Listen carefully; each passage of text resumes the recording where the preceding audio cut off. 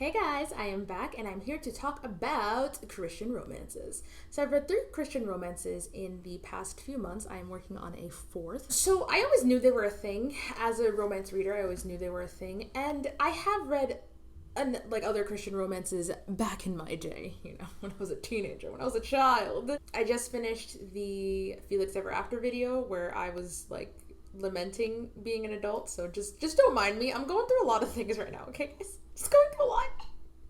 Anyway, so I hadn't read a Christian romance in years, and I don't know what led me to the first one that I'm going to discuss, which is Sushi For One by Camy Tang.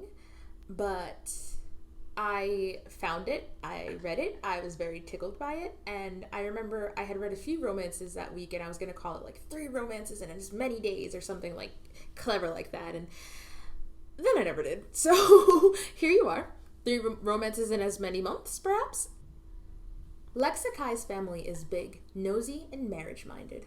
When her cousin Mariko gets married, Lex will become the oldest single cousin in the clan. Lex has used her Bible study class on Ephesians to compile a huge list of traits for the perfect man. But the one man she keeps running into doesn't seem to have a single quality on her list. It's only when the always in control Lex starts to let God take over that all the pieces of this hilarious romance finally fall into place. So, the romance was kind of funny. I did sometimes think it was just a bit too much. I feel like, what I've come to see in the Christian romances is rather than amping things up with sexual tension and stuff like that, it'll be amping things up sort of with life tension. And, sometimes the characters do have a come to Jesus moment, literally. And, it's very much okay, let me stop trying to force things and, showing them letting go to give God control.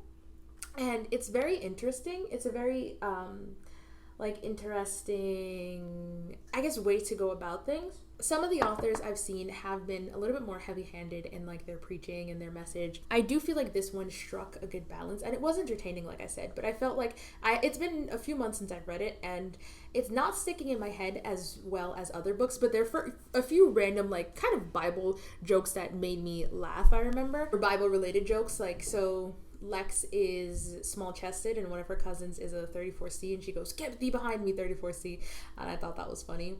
And I remember laughing at some of the ridiculousness, but other times I was just how does this craziness keep happening all to one person? But, I mean, I guess it is possible.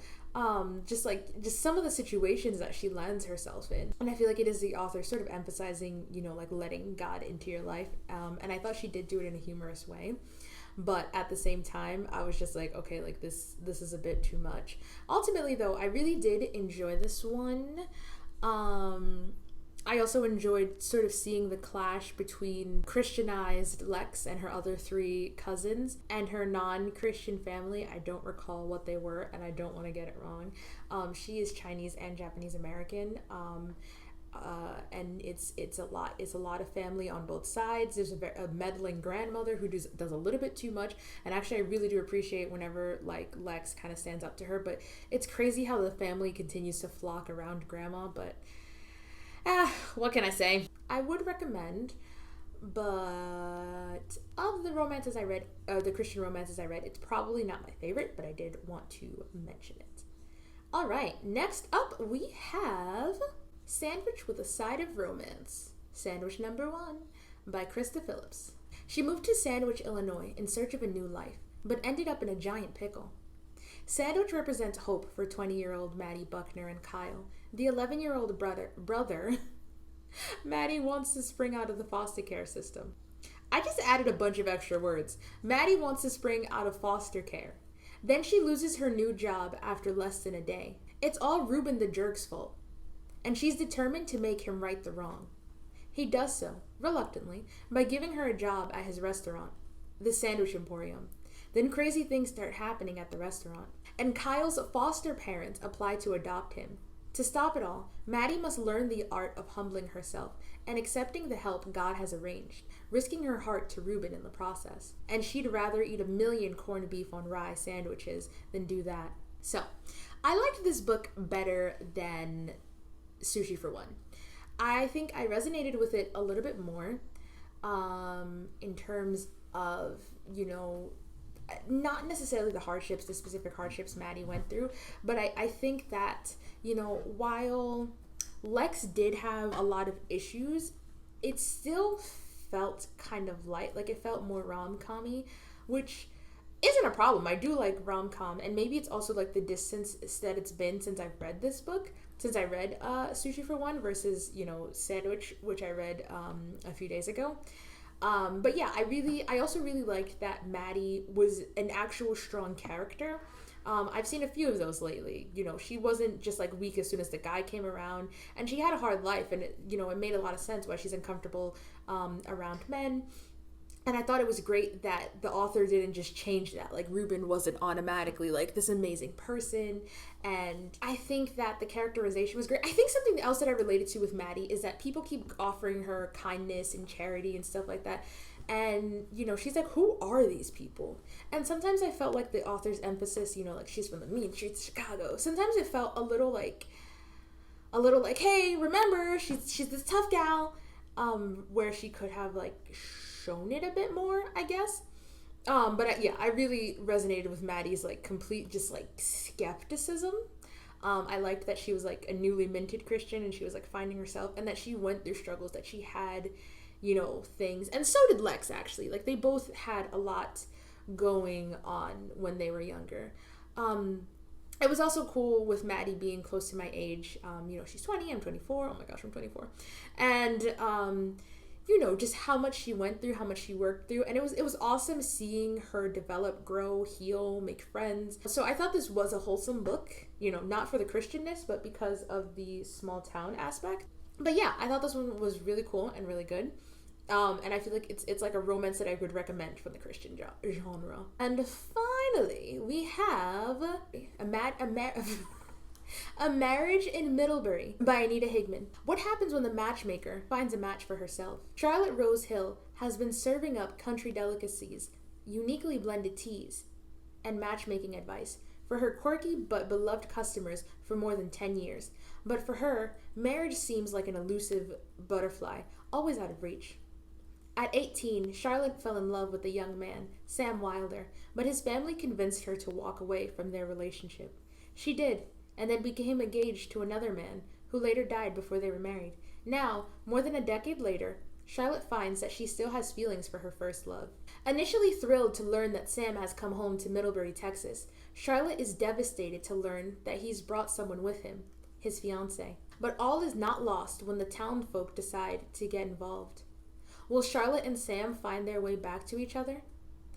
Okay, so of the romances that I read, this was by far my favorite. I loved that. So we do get to meet the fiance, and there's a fiance in the previous book who is just like a complete like harridan.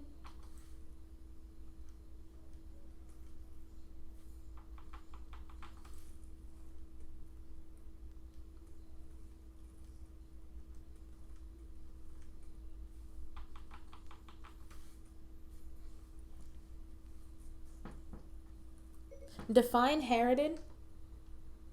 As a noun, it means an official messenger bringing news. Do you want to hear the next one? Define Harridan. Harridan means a strict foxy or belligerent old woman. That might not be like the perfect use of that word, but basically she's a sympathetic character, one who it's like, wow, like who do we want Sam to actually end up with? The old love, the new love. There's also a couple of other romances that go on, and so in the reviews I was told that it was going to be light and frothy. That's what I wanted. I wanted light and frothy. And then we have death and prejudice. We also deal with issues of abandonment, and it became heavy, but I feel like the townspeople and the setting made it light, but again, it still touched on heavy subjects, and I actually really appreciated it. I think in terms of depth, I liked Sandwich a bit more. But in terms of just like quirkiness and just silliness, I really enjoyed Marriage in Middlebury. I think, I feel like I'm selling Sushi for One a little bit short. I did enjoy it. Something in particular that I enjoyed about it is that it was, an Asian American story. There were a lot of movie stars that I remember Lex comparing men to, like all Asian movie stars that I had never heard of, or some of which I had never heard of, and I thought that was awesome. Just goes to show just how whitewashed things often are, in terms of just who we see, who's most famous, and I'm sure there will be people who argue, and not everything comes down to race, but a lot of things do. And I often find that I really enjoy books by people of color because there are a lot of things that I relate to, even if I can't relate to it directly. Like, again, knowing these movie stars, it's like, there are more stars out there. Like, there are people who make their acclaim who, maybe I don't know about it because I'm also not like a movie buff, which is definitely true. But I think about, like the main white stars who we usually hear about. And so it's awesome hearing about all of these other people, again, who I'd never heard of. But back to Marriage in Middlebury, I liked Charlotte's character, but a lot of things were just, it was very small town quirky, like kind of what you'd expect to see. And while I did enjoy that, it also just made it kind of like a little less in some ways. I don't know.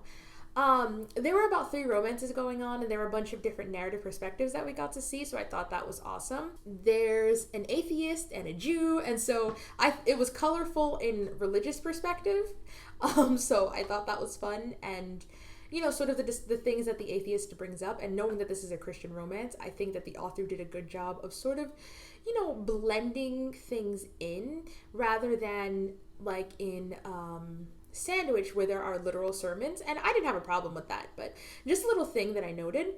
So yeah, I think Christian romances are cool. They definitely have their place. I like them when one thing, I guess, going into a Christian romance, you always know that it's going to be a clean romance. The most that'll be done is kissing, and I think that is a-okay.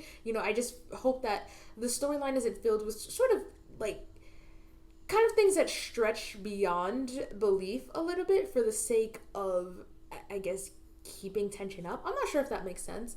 But I think these books did a good enough job at doing that. Like I said, sometimes Sushi for One was a bit much, but yeah, I really enjoyed all of these overall. Hope you guys will check them out, and I shall see you in the next one.